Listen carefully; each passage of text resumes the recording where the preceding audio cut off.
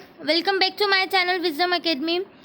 हमने DSSB PRT के question paper को सॉल्व करना स्टार्ट करा था, जिसमें हम जो है पार्ट 2 के 2 क्वेश्चन पेपर को सॉल्व कर चुके हैं। आज मैं यहाँ पर थर्ड क्वेश्चन पेपर को सॉल्व कराने वाली हूँ, जिसमें हम पार्ट 2 के 100 क्वेश्चंस को सॉल्व करेंगे और साथ ही साथ हम एनालाइज करेंगे कि NIOS को हमको किस तरीके से पढ़ना है। मीन्स कि देखो, DSSB PRT की जो बच्चे तैयारी कर रहे हैं उनको ये तो पता है कि साइकोलॉजी पढ़नी है, क्या पढ़ना है, कैसे पढ़ना है, उनको सब कुछ पता है। लेकिन अभी जो NIOS है ना, वो एक बहुत ही ज़्यादा इंपॉर्टेंट लर्निंग रिसोर्स है। तो बच्चे जो है ना अवेयर नहीं है कि NIOS को किस तरीके से पढ़ें और कैसे पढ़ें या किस तरीके से उसको प्रिपेयर करना चाहिए, है ना। तो हम इस सीरीज़ को रेगुलर कर रहे हैं, मतलब 3 से 4 दिन में हम एक क्वेश्चन पेपर सॉल्व कर रहे हैं, ताकि हम ज़्यादा से ज़्यादा एनालाइज कर सकें कि NIOS में से क्वेश्चन किस तरीके से आते हैं या हमें NIOS को किस तरीके से पढ़ना है। एज अ क्रिटिकल थिंकर हमको बहुत सारी चीज़ों को ऑब्जर्व करना चाहिए। तो NIOS की लर्निंग सीरीज़ में हम अब तक जो है 6 चैप्टर्स कर चुके हैं 501 बुक के। तो हम आज इस वीडियो में ये भी एनालाइज करने वाले हैं कि जो 6 चैप्टर हमने पढ़े हैं उसमें से क्वेश्चंस आ रहे हैं, और अगर आ रहे हैं तो क्वेश्चन किस तरीके से आ रहे हैं, मतलब कि हम क्वेश्चंस को किस तरीके से तैयार करते हैं। ठीक है, तो ज़्यादा टाइम वेस्ट नहीं करते ना आपका मेरा, अपना ये जो वीडियो है वो स्टार्ट करते हैं। फर्स्ट क्वेश्चन है, समस्या समाधान के संदर्भ में निम्नलिखित में से कौन सा कथन सही है। तो देखो, ये जो क्वेश्चन है वो समस्या समाधान के बारे में है। तो सबसे पहले तो आपको यही पता होना चाहिए कि समस्या समाधान क्या होती है, और ये भी आपको पता है तो आपको पता होना चाहिए समस्या समाधान विधि दी किसने है। चलो, ये भी आपको पता है तो आपको ये पता होना चाहिए कि समस्या समाधान विधि में चरण कितने होते हैं और उनका काम क्या है।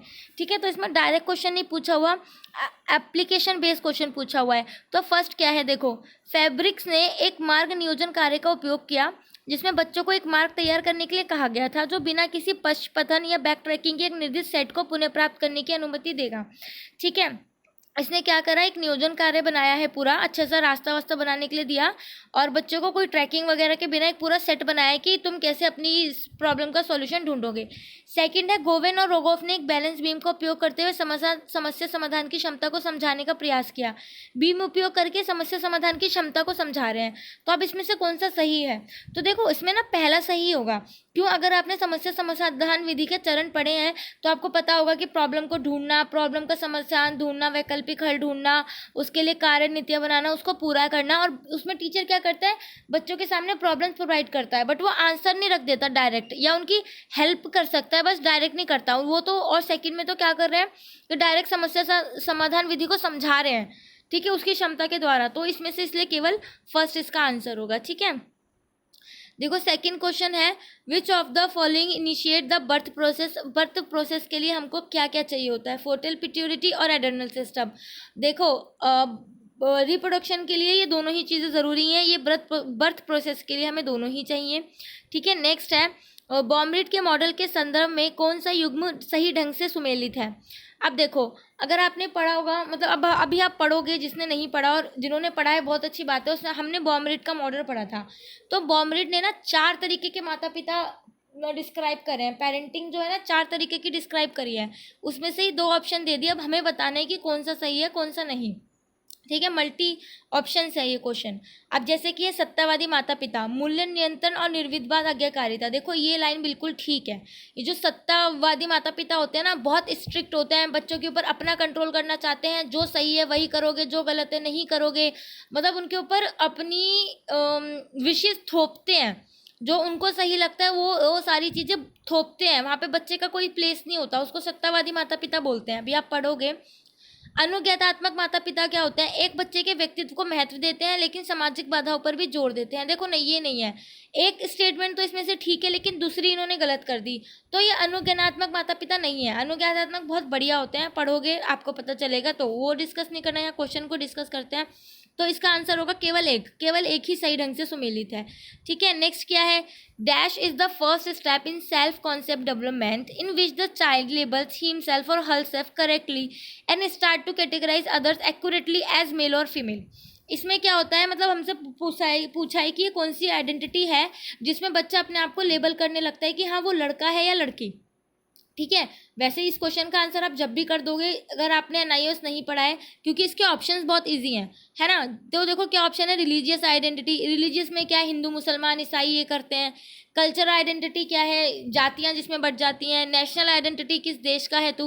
तो मेल और फीमेल तो हर जगह सेम ही होते हैं, है ना, जो हमारा जेंडर है, मेल फीमेल, या अब तो खैर और है जैसे ट्रांसजेंडर है और जो थर्ड जेंडर है वो। बट अगर हम एक बड़े से लेवल में देखें तो हम दो ही कैटेगरीज होती हैं, है ना, मेल या फीमेल। वो इससे से सब कैटेगराइज हो जाता है, अलग बात है, बट कैटेगरीज वही होती है, मेल और फीमेल।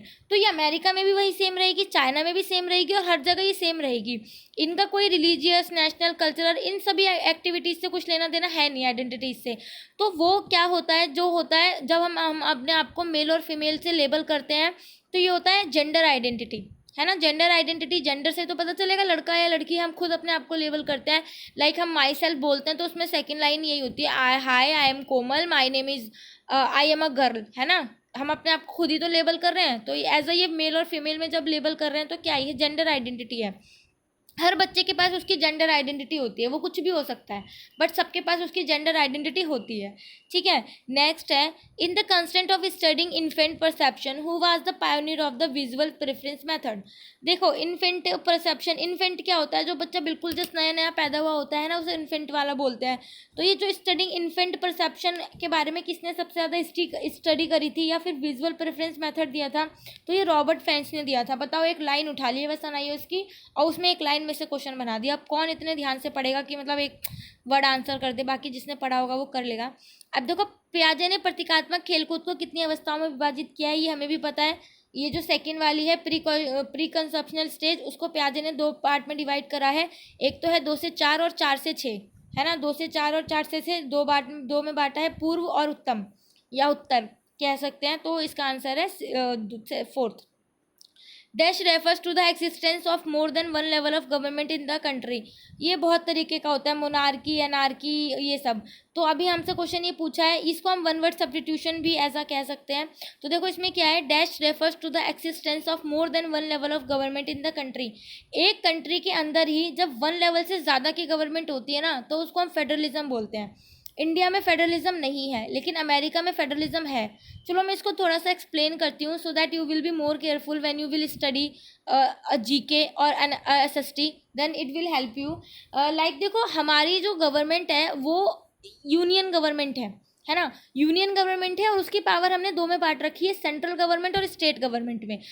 स्टेट और सेंट्रल गवर्नमेंट साथ में मिलके भी काम करती है, और एक पर्टिकुलर स्टेट में सेंट्रल गवर्नमेंट भी चल सकती है और एक पर्टिकुलर स्टेट में स्टेट गवर्नमेंट भी चल सकती है, ठीक है। लेकिन अमेरिका में ऐसे नहीं है। देखो आप सबको पता होगा, अमेरिका जो है 50 राज्यों का समूह है ना, 50 राज्यों का समूह है। तो इसमें क्या होता है, एक उनका मेन हेड है, मान लो अमेरिका को बना दिया, वो मेन उसका हेड है। तो एक अमेरिका का संविधान है, अमेरिका का कॉन्स्टिट्यूशन है, जो सारे देश में लागू होगा। और उसके साथ साथ ही जो उसके अंदर 50 देश है ना, हर एक का अपना अलग संविधान होगा। उसके अलग राज्य कह लो या अलग देश है वैसे तो वो, तो उन देशों का अपना अलग संविधान होगा। रहेंगे तो वो अमेरिका के कॉन्स्टिट्यूशन के अंदर, लेकिन वो अपने कॉन्स्टिट्यूशन में कुछ भी चेंज कर सकते हैं, अपने स्टेट में अपना कॉन्स्टिट्यूशन चला सकते हैं, ये मतलब अलाउ है। तो जब जहाँ पे भी एक लेवल से ज़्यादा की गवर्नमेंट होती है ना, उसको फेडरलिज्म बोला जाता है। इसका बेस्ट एग्जाम्पल, लाइव एग्जाम्पल हमारे सामने अमेरिका है, जहाँ पे ये चीज़ होती है। और अमेरिका में क्या है कि उसका जो देश है उसके अंदर या जो भी कोई स्टेट है, वो जब चाहे जब मर्जी उससे अलग हो सकता है, उससे अलग होकर अपनी पहचान बना सकता है। बट अमेरिका वाले वो समझदार है, साथ में मिलके रहते हैं। लेकिन ये सेम चीज़ दिल्ली में नहीं हो सकती, आई मीन इंडिया में नहीं हो सकती। मतलब कि मान लो अभी कोई भी तमिलनाडु बोलेगा हमें अपना अलग रहना है, इंडिया से अलग होना है, अपना अलग देश बनाएंगे, हम तमिलनाडु नाम का अलग देश बनाएंगे, तो ऐसा नहीं हो सकता, क्योंकि यहाँ पे जो हमारी गवर्नमेंट है वो यूनियन गवर्नमेंट है। लेकिन अमेरिका में ऐसा हो जाएगा क्योंकि वहाँ पे फेडरलिज्म गवर्नमेंट है।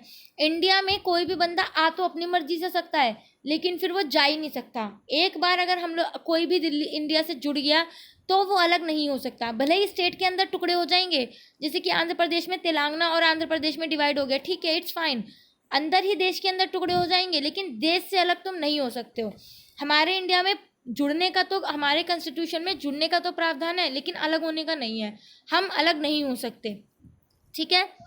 नेक्स्ट है, देखो, हॉटसन ने एक कार्य का उपयोग करते हुए बड़े शिशुओं के साथ एक अध्ययन किया, जिसमें एक आदर्श ट्रेन को स्थानांतरित करने के लिए लीवर को दबाना सीखना शामिल था। इस अध्ययन के परिणामों में निम्नलिखित में से कौन सा कथन सही है। तो यहाँ से अब आपको याद आ जाएगा स्किनर वाला, लीवर दबाने वाला, बिल्ली वाला, सारी चीज़ें याद आ जाएंगी। तो अब ये क्या है, देखो क्वेश्चन सही नहीं है बताना है आपको।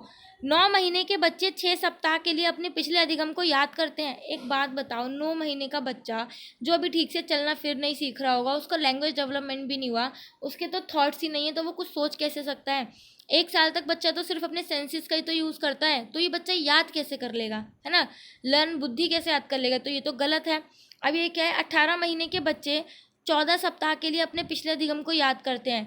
तो देखो 18 महीने का बच्चा, 18 महीने यानी कि 1.5 साल, तो अभी लैंग्वेज डेवलपमेंट बच्चे का 2 साल के बाद बढ़िया स्टेज पर होता है, अच्छे से बच्चा ज़्यादा सा बोलने लगता है, बट अभी इस उम्र में उसके पास अपने विचार थोड़ी आए हैं, तो वो कहाँ से बोलेगा। तो ये दोनों ही गलत है, दोनों ही नहीं होगा। हाँ, तो इसका आंसर देखो सी है।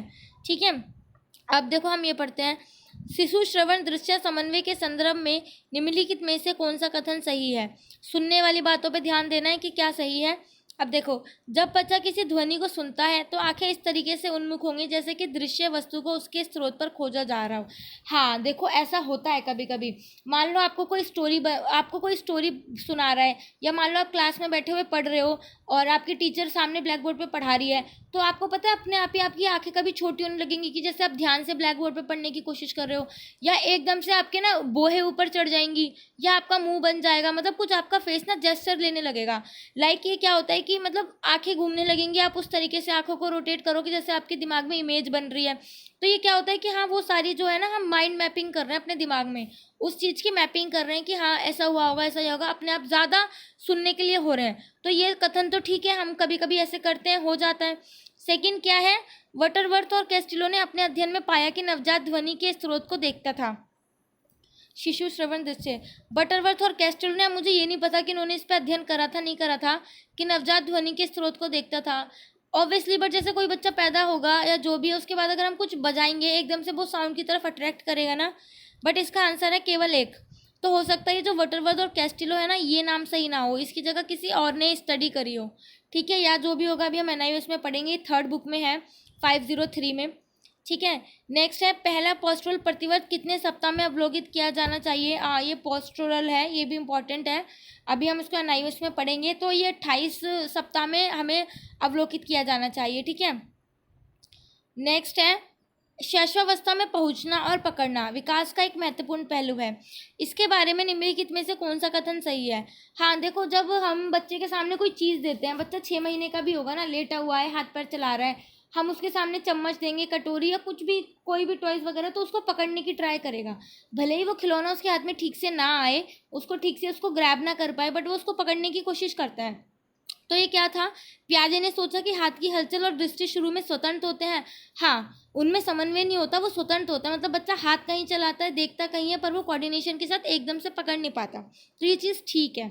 वोवर ने नोट किया कि जन्मजात दृष्टिहीन शिशु हाथ के संबंध की अवधि से गुजरते हैं।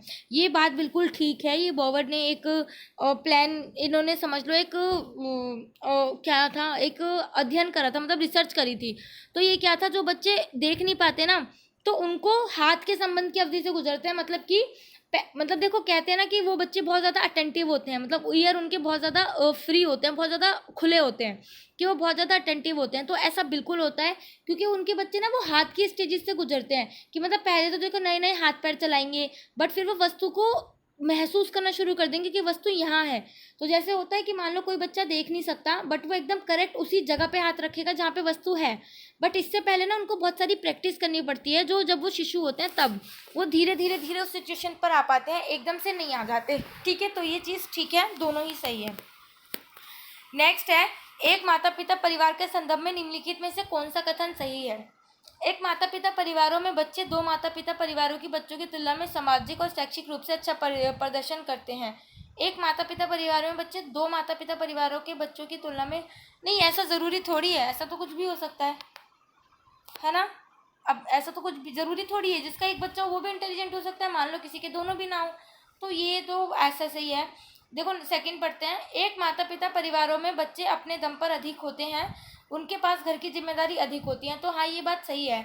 अगर मतलब मम्मी या पापा में से कोई एक है, तो उनके पास घर की जिम्मेदारी ज़्यादा होगी, है ना, चाहे या तो मम्मी हो चाहे या पापा हो, तो वो सेल्फ डिपेंडेंट ज़्यादा होते हैं कंपैरिजन टू जिनके पास मम्मी पापा दोनों होते हैं। तो ये ठीक है, सेकंड ठीक है।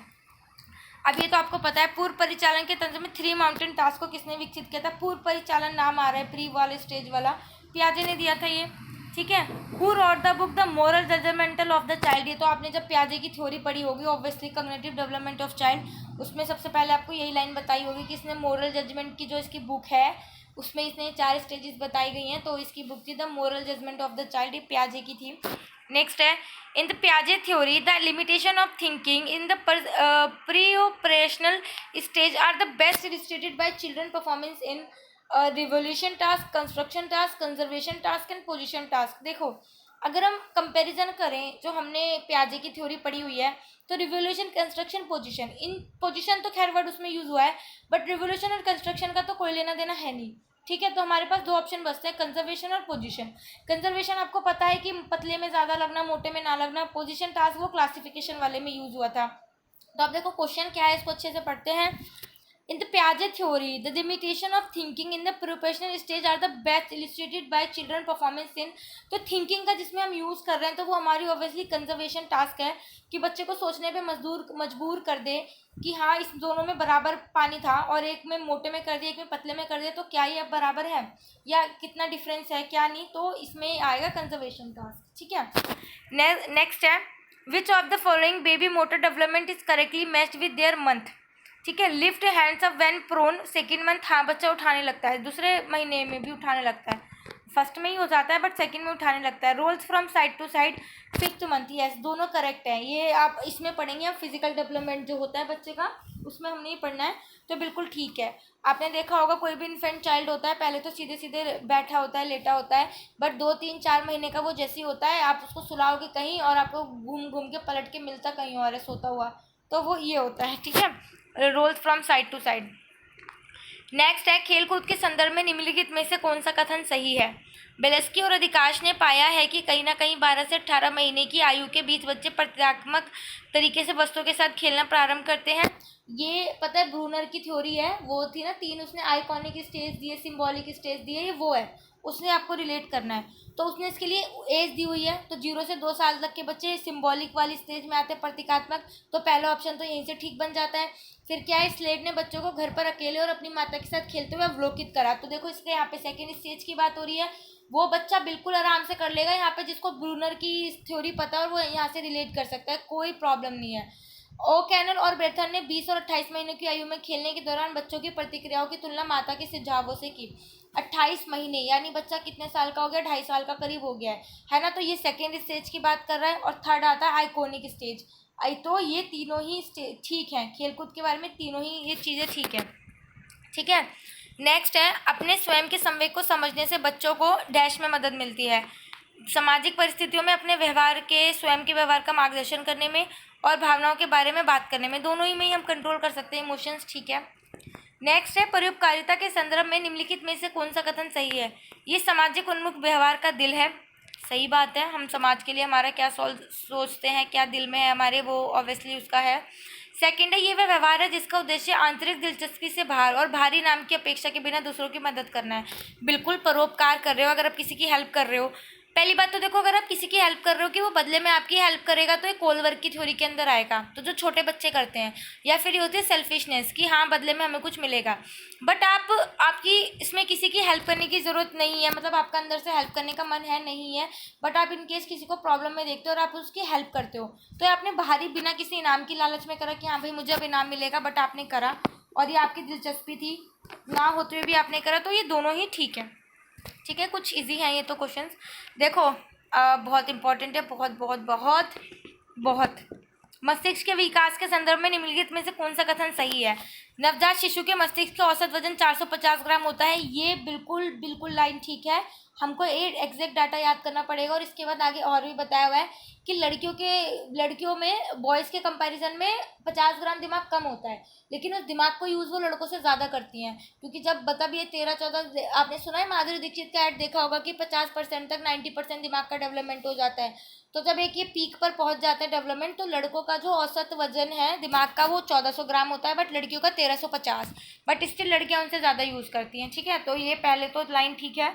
गर्भ के विकास के पहले सप्ताह में मस्तिष्क ने अपना वयस्क आकार ले लिया होता है। देखो ये तो बिल्कुल गलत है, ऐसा कैसे हो सकता है। इवन कि जब हमारा जन्म हो जाता है उसके बाद भी हमारा मस्तिष्क है वो डेवलपमेंट करता रहता है। तो ये तो क्या कह रहा है, जैसे गर्भ धारण करा उसके पहले सप्ताह में ही वयस्क वाला आकार ले लिया, मतलब पेट के अंदर ही बच्चा 18-19 साल वाला दिमाग आ जाएगा, तो ऐसा नहीं हो सकता, इट इज़ नॉट पॉसिबल। तो पहला से ठीक है।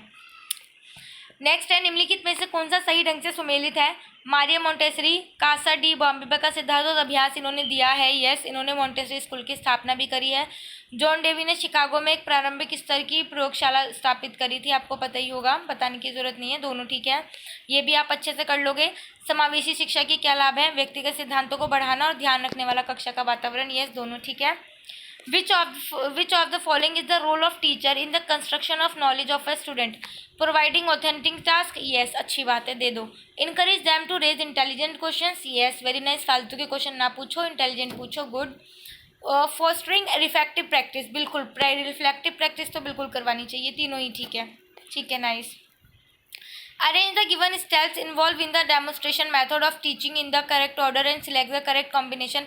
देखो मैं इसके ऊपर उंगली रख लेती हूँ। अच्छा, अगर मैं उंगली रखूँगी भी ना तो भी आपको तो दिखेगा ही, क्योंकि ये लैपटॉप में नहीं है, सॉरी। तो हम इसका डेमोस्ट्रेशन मेथड जो होता है, प्रदर्शन विधि, तो उसको उसके हमको ना स्टेप्स को आगे पीछे करना है, कैसे ऑर्डर है। तो देखो सबसे पहले हम जो है किसी भी चीज़ की प्लानिंग करते हैं। प्लानिंग करने के बाद हम उसको डेमोस्ट्रेशन करने के लिए उसका इंट्रोडक्शन देंगे। इंट्रोडक्शन के साथ साथ हम डेमोस्ट्रेशन करेंगे, फिर हम ब्लैक बोर्ड को यूज़ करेंगे और फिर हम उसका कॉन्सेप्ट कंप्लाइजेशन करेंगे कि भाई बताओ तुम्हें क्या समझ में आया क्या नहीं। ये प्रदर्शन विधि के मेथड को पढ़ते समय एनआईओएस में से हम करेंगे, बट मुझे थोड़ा बहुत याद है अभी, क्योंकि मैंने ना तुक्के लगाए थे, तुक्के नहीं मीन्स की ट्रिक्स बनाई थी याद करने की, तो उस चक्कर में याद हो गया। पहला पहला इंग्लिश लेटर लिख लेना, वर्ड लिख लेना, ऐसे, ठीक है। और देखो नेक्स्ट है, समावेशी शिक्षा के संदर्भ में निम्नलिखित में से कौन सा कथन सही है। समावेशी शिक्षा, इंक्लूसिव एजुकेशन को दिमाग में रखना, ये दर्शाती है कि सभी बच्चे अपनी ताकत और कमजोरी के बावजूद मुख्य शिक्षा का हिस्सा होंगे। यस, हमें नहीं देखना कौन बच्चा कितना फिजिकली स्टेबल है, मेंटली फिट है या नहीं, फिजिकली, मेंटली, इमोशनली, या जिसको अभी तक वो वंचित धारा का है, या कोई गिफ्टेड चाइल्ड है, या कोई इंटेलिजेंट चाइल्ड है, हमें किसी में भेदभाव नहीं करना, सब मुख्य धारा में आएंगे, ठीक है। सेकंड क्या है, ये स्पष्ट है कि भारत में शिक्षा नीति ने धीरे धीरे विशेष आवश्यकता वालों बच्चों और वयस्कों पर अधिक ध्यान केंद्रित किया है। कैसे मना कर सकते हो भाई, बिल्कुल करा है, बिल्कुल ठीक है, दोनों ठीक है। नेक्स्ट क्या है, 1928 में महिलाओं को मतदान का अधिकार मिला था यूनाइटेड किंगडम में। यस, यूनाइटेड किंगडम में 1928 में मिला था, और जबकि पता ही कितने सालों पहले आज़ाद हो गया था, पर उसके बावजूद भी यहाँ पे सिर्फ वोट करने का अधिकार लड़कों को था। लड़कियों ने अपनी हक की लड़ाई लड़ी थी, तब जा करके उनको मतदान का अधिकार मिला था। और हमारे इंडिया में 1947 में महिलाओं और पुरुषों को साथ में लेकर के चला गया था। ऐसी कोई बात ही नहीं थी हमारे कॉन्स्टिट्यूशन में कि भाई पुलिस वो पुलिस कह रही पुरुष जो है वो वोट देंगे, महिलाएं नहीं। हमारे में स्टार्टिंग से बराबर लेके चला गया था। और जबकि जो बाकी बड़े बड़े स्टेट थे ना, इनको लड़ना पड़ा था महिलाओं को अपने हक के लिए, तब जा करके इनको ये राइट्स मिले थे, ठीक है। नेक्स्ट है, निःशुल्क व्यक्ति अधिनियम 1995 का कौन सा अध्याय सुनिश्चित करता है कि प्रत्येक विकलांग बच्चा 18 वर्ष की आयु तक मुफ्त शिक्षा का हकदार है। तो ये अध्याय 5th है। मैंने बताया था इसमें कितने सारे चैप्टर है, आरटी में हम पढ़ चुके हैं, तो ये 5th है, ठीक है। नेक्स्ट है, when one is confronted with a difficult problem for which he/she does not have any ready-made solution, then he/she will engage in a variety of different responses until one response produces as a satisfying effect. This type of learning is called, देखो ये बहुत effective method है, हम अपनी life में use ही करते हैं, बच्चों को पढ़ाते हैं। देखो हम क्या कर रहे हैं, हमने बच्चों से कोई भी प्रॉब्लम सामने रखी बच्चों के, या हम बच्चों से कोई भी क्वेश्चन पूछ रहे हैं, ठीक है। तो बट बच्चे जो है उनके पास कोई रेडीमेड सॉल्यूशन नहीं है। रेडीमेड सॉल्यूशन मतलब कि पका पकाया आंसर, कि जो उसका क्वेश्चन है, जो क्वेश्चन का बिल्कुल एज इट इज आंसर दे दे, नहीं है। तो हम क्या करेंगे, बच्चों से क्वेश्चन पूछते रहेंगे, हाँ बताओ, हाँ बताओ, हाँ बताओ, जब तक हम पूछ नहीं लेंगे, जब तक कि हमें सेटिस्फाई इफेक्ट ना मिल जाए, मतलब जब तक हमें वो बच्चा ना मिल जाए जो सही आंसर कर दो। तो इस लर्निंग को हम क्या बोलते हैं, ऑब्जर्वर मेथड नहीं, इमिटेशन मेथड। कहाँ इमिटेशन हो रही है, डिस्कवरी तो क्या डिस्कवर हुआ नहीं, तो इसको हम बोलते हैं trial and error method.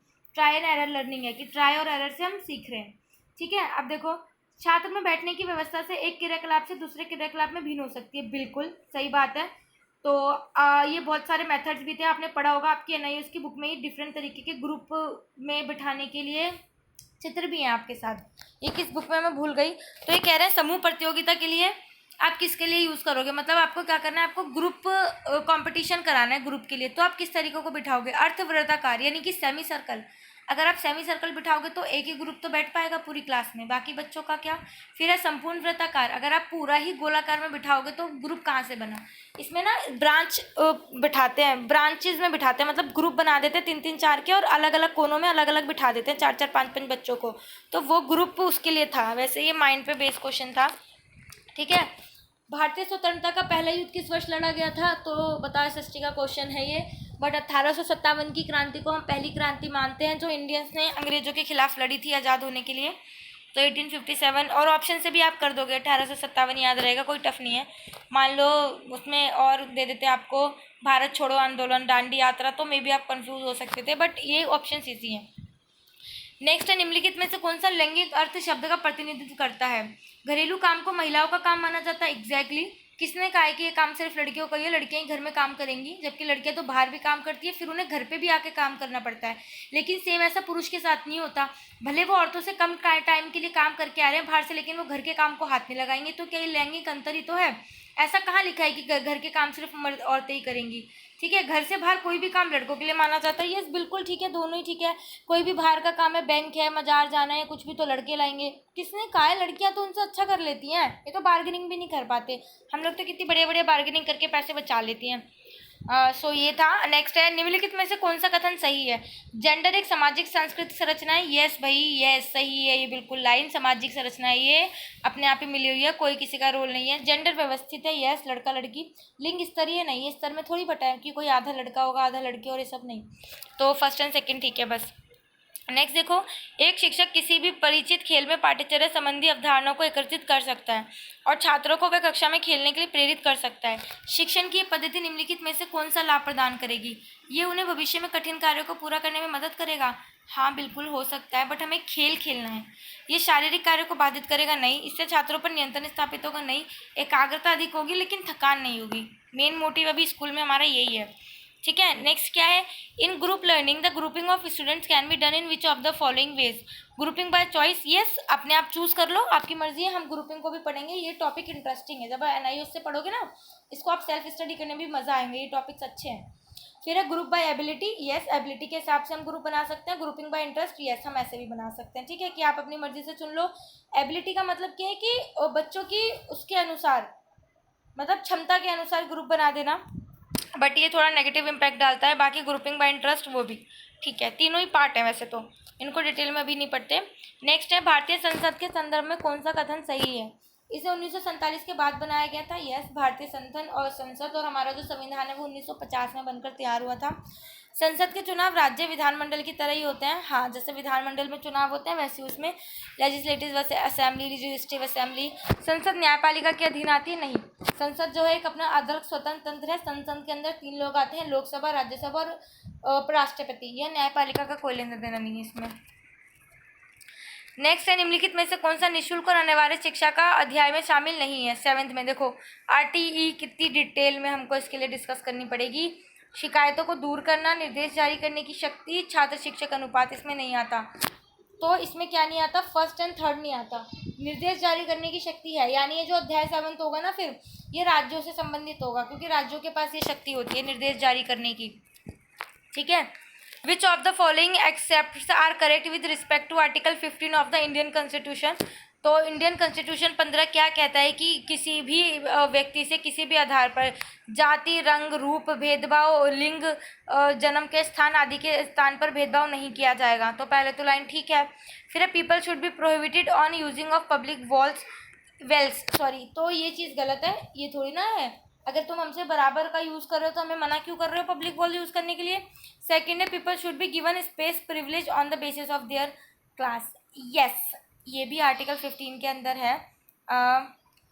Means कि कुछ चीज़ों में ये हमारे आर्टिकल 15 में है कि भेदभाव नहीं किया जाएगा, बट हमारे उसमें ये भी लिखा है कि कुछ को स्पेशल प्रिविलेज दिया जाएगा, जैसे ST, SC और OBC, तो वो भी इसके अंदर ये कि उनको थोड़ा सा स्पेशल प्रिविलेज मिलेगा। नेक्स्ट है, अवलोकन अधिगम की मोटर प्रजनन प्रक्रिया के संदर्भ में निम्नलिखित में से कौन सा कथन सही है।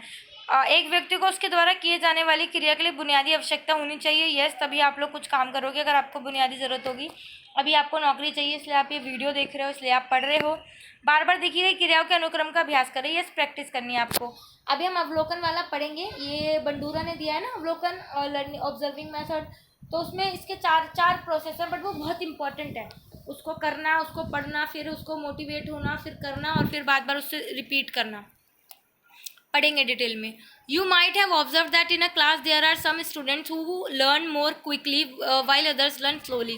तो ये क्या है, देखो कह रहा है कि आपकी क्लास में कुछ ऐसे बच्चे होंगे जो बहुत जल्दी सीख लेते हैं, कुछ बहुत धीरे। In fact the pace of learning different from person to person, ये सब अलग होता है। तो ये कौन सा लर्निंग का प्रोसेस है?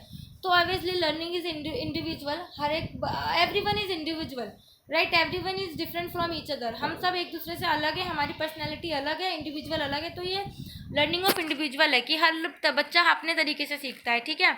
अब मैं एक दिन में 2 घंटे पढ़ती हूँ, तो मैं नहीं बोलूँगी कि भाई तुम 2 घंटे ही पढ़ो। तुम 20-25 घंटे पढ़ने वाले बच्चे हो तो तुम वैसे पढ़ोगे, है ना? तुम पूरे पूरे दिन फ़ोन चलाओगे, फिर वो तुम्हारे ऊपर है, तुम 2 घंटे भी नहीं पढ़ोगे।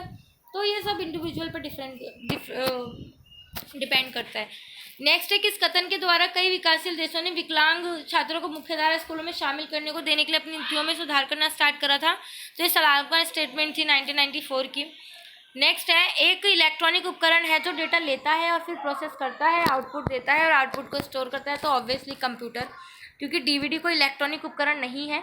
टेलीफोन भी एक इलेक्ट्रॉनिक उपकरण अब नहीं रह गया है, केवल उपग्रह। तो इसका आंसर होगा कंप्यूटर, ठीक है? प्राथमिक स्तर पर शिक्षण में अधिगम क्रिया किन कारणों से आकर्षक नहीं होती है? शिक्षण पर जोर होता है लेकिन अधिगम पर नहीं। सही बात है, हम बच्चों को सिखाने पर जोर नहीं देते, बस कि हमें पढ़ाना है और पढ़ा के अपनी ड्यूटी पूरी करते हैं। भाई हमने तो पढ़ा दिया, बच्चे पढ़े ना पढ़े ये उनके ऊपर है। तो ये पहली चीज़, ठीक है?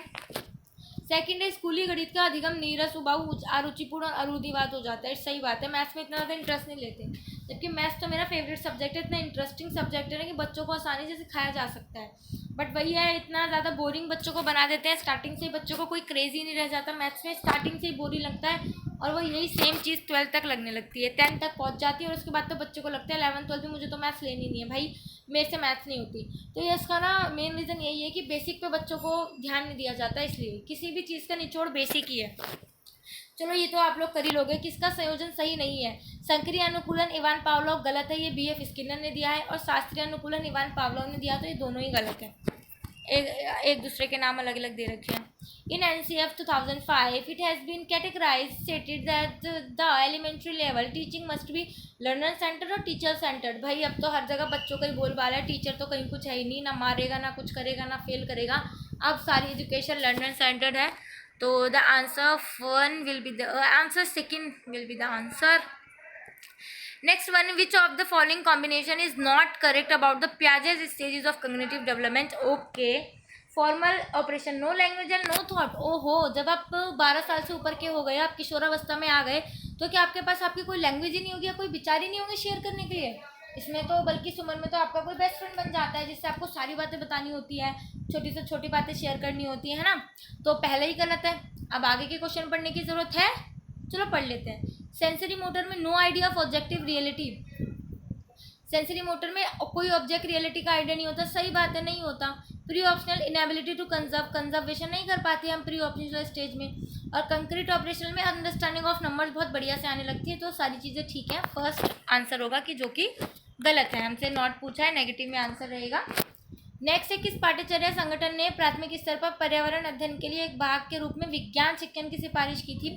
तो ये की थी माध्यमिक और प्राथमिक शिक्षा के लिए राष्ट्रीय कार्यक्रम एक रूपरेखा 1988। ओके, वैसे अगर आप देखो तो आप इसको ऑप्शन से भी कर सकते थे। अब तक हम NIOS के 6 चैप्टर पढ़ चुके हैं, तो उसमें हमने राष्ट्र नीति 1986, गांधी जी की बुनियादी तालीम और ये NCF 2000 पढ़ा है, बट उसमें कहीं भी हमने EVS की बात नहीं करी है ना। तो जो बचा यानी EVS की बात उसमें करी होगी, ऐसे भी हम दिमाग यूज़ कर सकते हैं। अब देखो नेक्स्ट क्या है, problem solving skill includes which of the following skills. Observation भी करनी पड़ती है हमें, हाँ, एक्सपेरिमेंट भी करते हैं और एस्टिमेशन भी लगाते हैं, हाइपोथेसिस करते हैं ना। तो फर्स्ट है, सेकंड, थर्ड तीनों ही ठीक है। नेक्स्ट है, भाषा अधिग्रहण की अवस्थाओं के बारे में निम्नलिखित में से कौन सा कथन सही है? पापा पिता, एक शब्द की अवस्था, हाँ, पापा या पिता। मैं गा रहा हूँ, लंबे कथन, हाँ ठीक है। बॉल दे दो, कोई चीज़ मांगना, 2 शब्द अवस्था, तो ठीक है। तीनों स्टेजेस से हम लोग गुजर के आए हैं और अब हम फटाफट बकवास कर सकते हैं। अब हम फटाफट फ्लुएंसी बोल सकते हैं। जितनी भी देर बैठ के बकवास करवानी है करवा लो, पर इतनी देर बैठ के हम बुक नहीं पढ़ सकते, बट हाँ बकवास हम लगातार कर सकते हैं। तो अभी हम बड़े लंबे कथन वाली अवस्था में आ गए। पहले हम एक पे ही थे, मम मम मम, फिर दे दो चीज चाहिए, दो अवस्था में आए। अब हम लंबे कथन पे आ गए, ठीक है। नेक्स्ट है एनसीईआरटी की पर्यावरण अध्ययन पाठ्य पुस्तकों में आप सामग्री की प्रस्तुति पाएंगे जिसमें डैश के बीच संतुलन है। किसके बीच संतुलन है जिसमें एनसीईआरटी में? तो ग्रामीण और शहरी विकास के बीच संतुलन नहीं, इसकी बात नहीं करी गई है। लैंगिक समांतर संवेदीकरण, हाँ हमने बहुत सारे आपको पता है ना रोल प्लेस देके या फिर कुछ एक्टिविटीज़ या मतलब शॉर्ट स्टोरियाँ दी हुई हैं इन बुकों में जिससे हम पता चलता है कि लैंगिक समानता है। और धर्म के बाद में हम कोई बात नहीं करते एनसीईआरटी की किसी भी बुक में 5th तक में, तो इसका आंसर होगा बी। नेक्स्ट है सूचना प्रौद्योगिकी डैश को संदर्भित करता है। सूचना ग्रह के हार्डवेयर और सॉफ्टवेयर दोनों पे ही फोकस करता है ये। बिना बोले चुपचाप अभिनय करना, ये नकल करते हैं। अब जैसे कि मान लो तुम कुछ भी जेस्चर से हाथ मुंह हिला रहे हो, आंखें चला रहे हो, तो सेम बच्चा आपकी नकल कर रहा है तो कहते हैं ये चल मेरी नकल कर रहा है, तो ये वही है। बाकी आप ऑप्शन से भी इसको लगा सकते हो। नेक्स्ट है हिंदी भाषा में कितने व्यंजन होते हैं? आपको पता होगा 33 व्यंजन होते हैं, 11 स्वर होते हैं, तो ये 3503 में से था।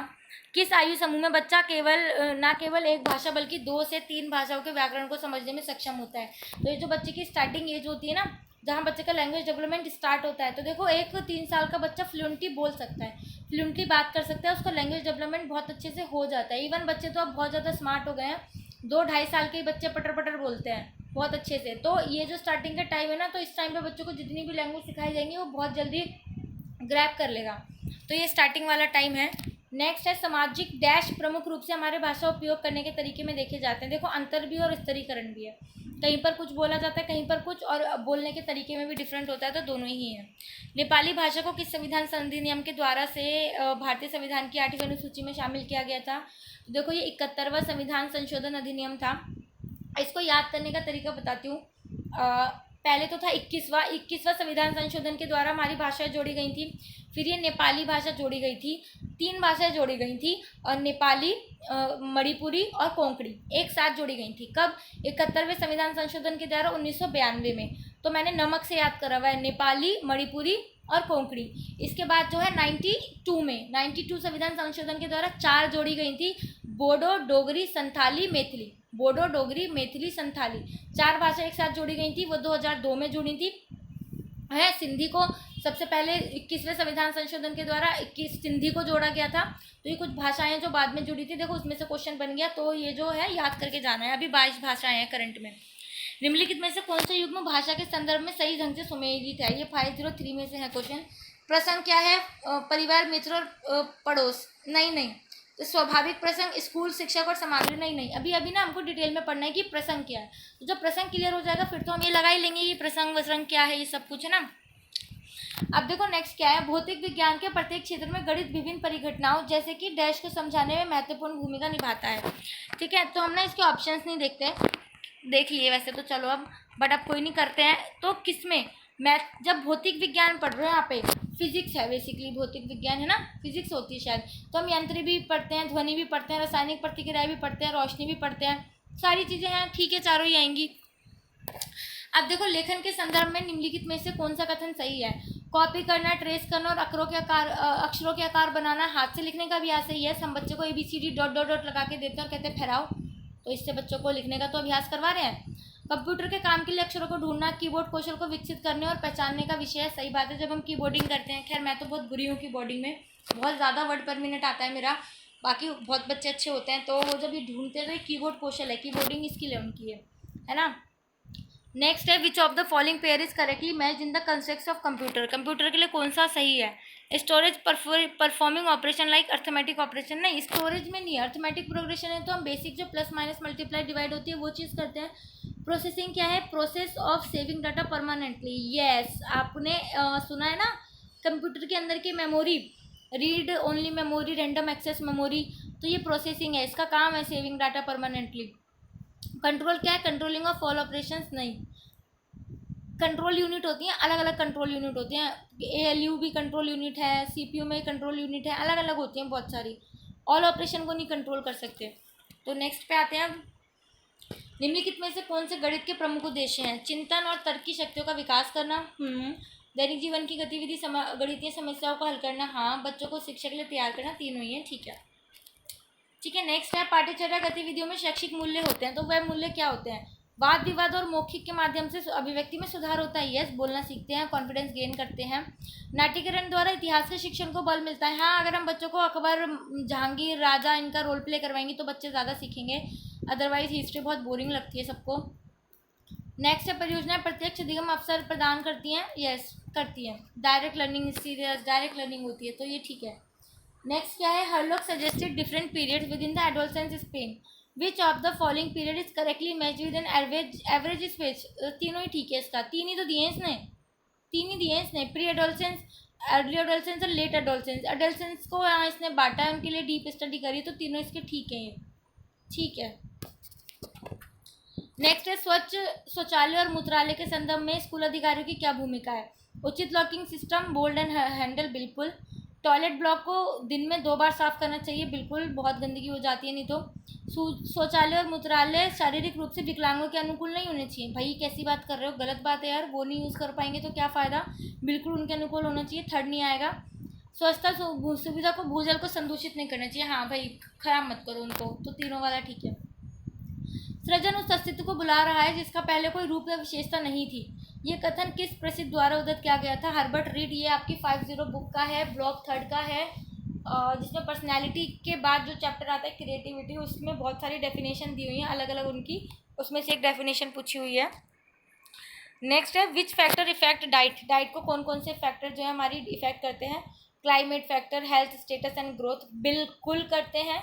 Eating habits and social custom, बिल्कुल करते हैं, दोनों ही हमारी डाइट को इफेक्ट करते हैं। भारत में किशोरावस्था शिक्षा के लिए संशोधित रूपरेखा 2003-4 में विकसित हुई, निम्नलिखित में से कौन सा आयाम 93-6 की सामान्य रूपरेखा में मौजूद नहीं था? तो ये जीवन कौशल का विकास था, ये सारी चीज़ें उस टाइम पे थी, बट ये जीवन कौशल बाद में आई, तो इसके लिए क्या करने जाने लगा कि विभिन्न टीचरों द्वारा या जो भी हमें सिखाते हैं चीज़ें, डाइट में जाके या अलग अलग स्कूल्स में जाके किसी के सुपरविज़न के अंदर ये लाइफ स्किल हमको सिखाई गई, बताए गए, सेमिनार कराए गए, वेबिनार कराए गए कि ज़्यादा से ज़्यादा लाइफ स्किल को सीखो, क्योंकि ये बाद में ऐड हुआ था, तो इनके ऊपर बाद में बात की गई थी, तो इसको इस तरीके से फैलाया गया था बाद में, ठीक है। सामाजिक अध्ययन के घटक क्या हैं? आपकी आवास की स्थिति, अपने समुदाय के साथ सकारात्मक बातचीत, सही है। आपके आसपास अपने जीवन में देखभाल और स्वस्थ संबंध, हाँ बिल्कुल, तीनों ही ठीक है। ठीक है, नेक्स्ट क्या है? कौन से विज्ञान विषय जानवरों और पौधों का अध्ययन करते हैं? तो ये ऑप्शन से कर लोगे वैसे, जैविक विज्ञान, अदरवाइज इंग्लिश में आप कर ही लेते हैं, इंग्लिश में ऑप्शन चेक करके। नेक्स्ट है योग शिक्षा के उद्देश्य और लक्ष्य क्या है? ये छात्रों को अच्छी फिटनेस में रखने में सक्षम बनाती है, यस। ये छात्रों को संवेदनात्मक स्थिरता बनाए रखने में सक्षम बनाती है, यस। ये नैतिक और आध्यात्मिक मूल्यों को एकीकृत करती है, यस, तीनों ही ठीक है। केट के अनुसार बचपन और प्रौढ़ावस्था से भिन्न एक अवधि के रूप में किशोरावस्था के उद्भव को निम्नलिखित में से किस घटना के परिणाम के लिए उत्तरदायी ठहराया जा सकता है? अमेरिका में अनिवार्य शिक्षा और उद्योगीकरण, दोनों ही ठीक है, दोनों ही चले जाएंगे, यहाँ से क्या दिक्कत है। निम्नलिखित में से कौन सा कारक भारतीय किशोरों के लिए पहचान अभाव को उत्तेजित करता है? अच्छा, कि उनकी पहचान, आइडेंटिटी क्राइसिस, पारंपरिक मूल्यों को तोड़ना, यस। वैश्विक समर्थन का अभाव, यस। साथ में उनको कोई साथ ही नहीं देता, घर में कोई बात ही नहीं सुनता, बच्चे हीन भावना से ग्रस्त हो जाते हैं, पेरेंट्स को लगता ही नहीं है कि हाँ इनसे काउंसलिंग करो, इनसे बात करो, अपने में ही रहते हैं। किशोरों के सामाजिक संस्कृत अनुभवों में द्रुत बदलाव, एकदम से चेंज आने लगते हैं, तो तीनों ही आइडेंटिटी क्राइसिस को बढ़ावा देते हैं। ठीक है, नेक्स्ट है खेल और गेम का लाभ क्या नहीं है? सहन शक्ति कम करता है, नहीं भाई, सहन शक्ति बढ़ाता है। ये हमें सीखता आता है कि अगर तुम्हारी टीम गेम में हार जाती है तो बेटा इट्स ओके, कोई बात नहीं, सहनशील बोलो, नेक्स्ट टाइम जीत जाएंगे अच्छे से, कोई बात नहीं, नेक्स्ट टाइम जीत जाएंगे पक्का। नेक्स्ट है कला निर्माण के संदर्भ में निम्नलिखित में से कौन सा कथन सही है?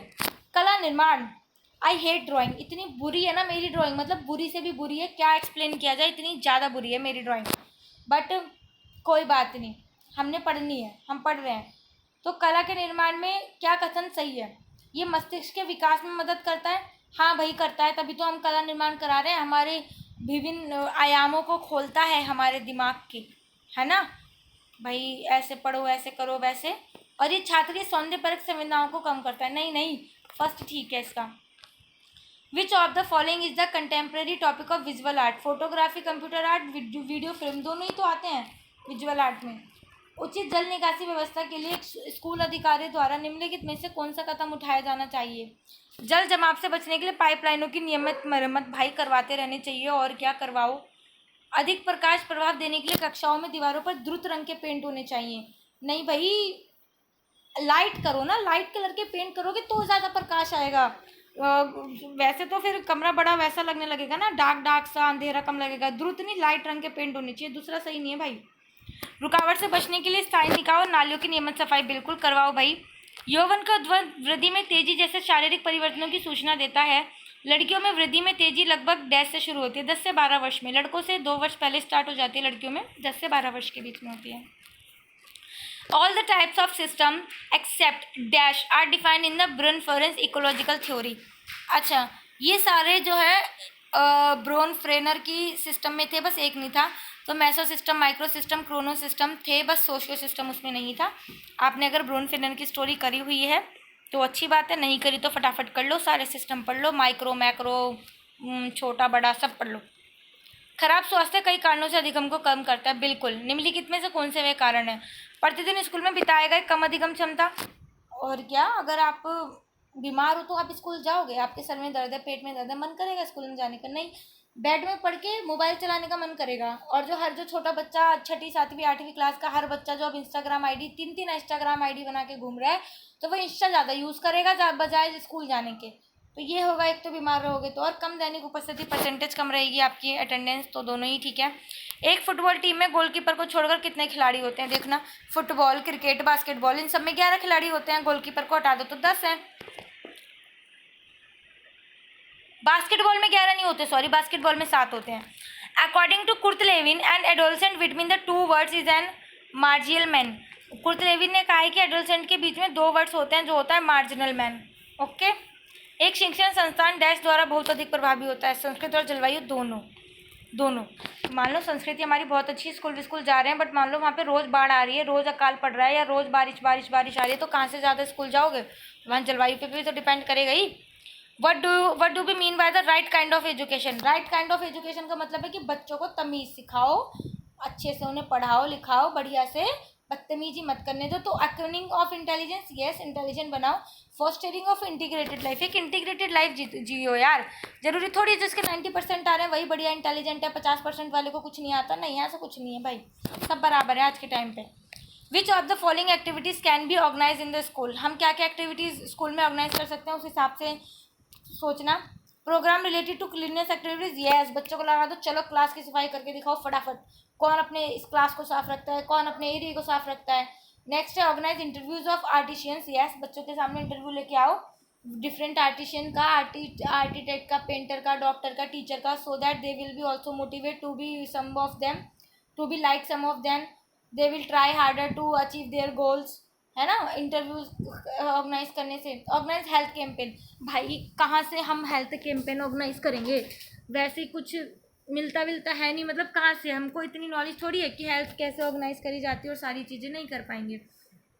या हेल्थ कैंपेन लेकिन हम प्रिंसिपल की हेल्प से कर सकते हैं। हम प्रिंसिपल को बोल सकते हैं कि हेल्थ कैंपेन ऑर्गेनाइज करो, या किसी एनजीओ के थ्रू, तो हाँ ये हो सकता है ना। हम अपने बिहाफ लेवल पे नहीं कर सकते, अच्छा, बट इन स्कूल में प्रिंसिपल के थ्रू या एनजीओ के थ्रू हम ये करवा सकते हैं। फोर्थ है मेकिंग गवर्नमेंट पॉलिसीज। अच्छा, गवर्नमेंट ने इतना हक हमें कहाँ दिया है कि हम पॉलिसीज बनाएं? भाई तो नहीं कर सकते हम ये, स्कूल में तो नहीं कर सकते। In role play we can, but in reality we can't.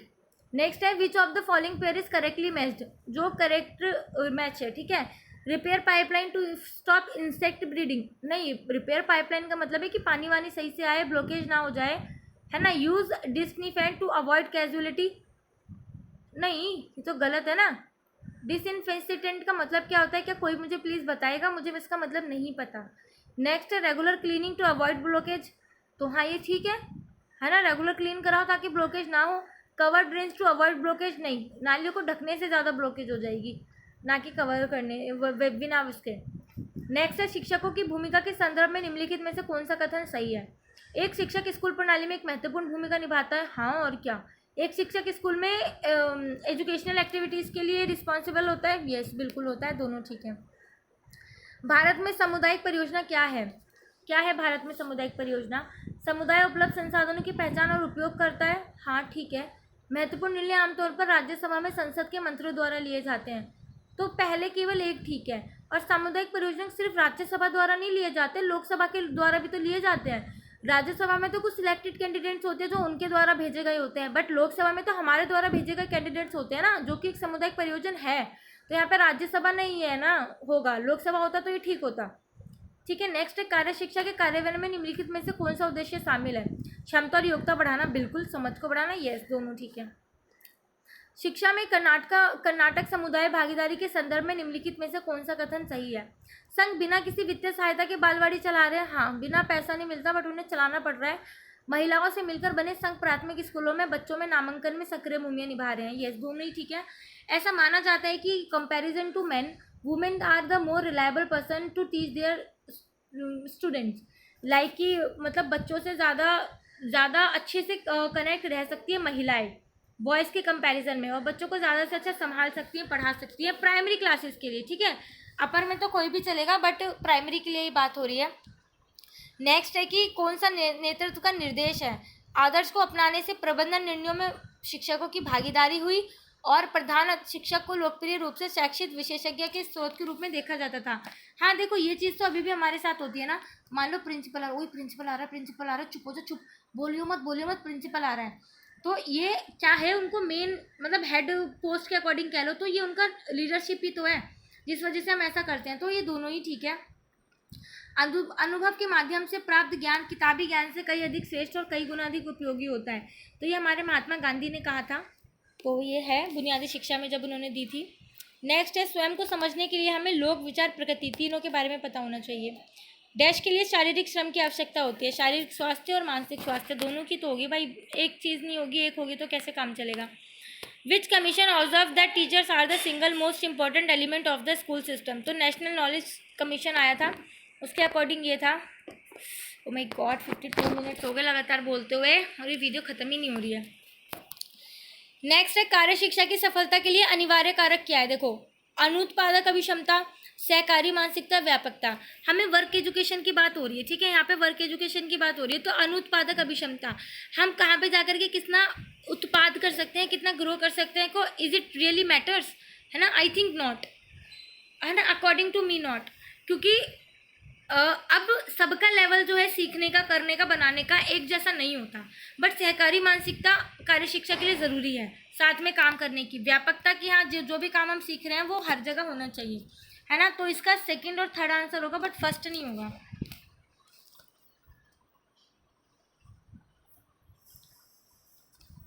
Next है एट व्हाट लेवल सर्व शिक्षा अभियान build the structure village and block और क्लस्टर एंड स्कूल। देखो, सर्व शिक्षा अभियान तो हमारा छठा ही चैप्टर था, कल ही हमने पढ़ा है। तो इसने जो है सर्व शिक्षा अभियान ने हर एक लेवल पर काम करा है, चाहे वो ब्लॉक हो, चाहे क्लस्टर हो, चाहे ब्लॉक हो या विलेज हो या स्कूल हो या एक पूरा बड़ा एरिया हो, पूरा स्टेट हो, पूरे देश में इसने काम करा है। ठीक है,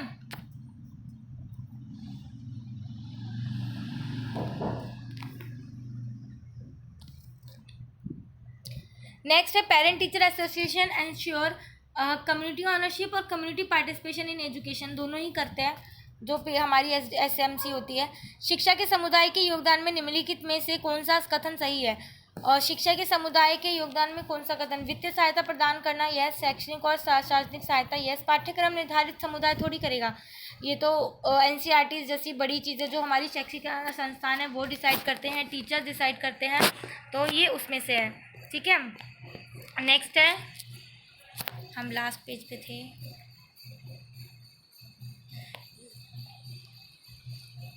नेक्स्ट है शिक्षक की विविध भूमिका के संदर्भ में निम्नलिखित में से कौन सा कथन सही है? शिक्षक जो है स्कूल समुदाय में सेतु के रूप में काम करते हैं, बिल्कुल, स्कूल हमें समुदाय से जोड़े रखता है।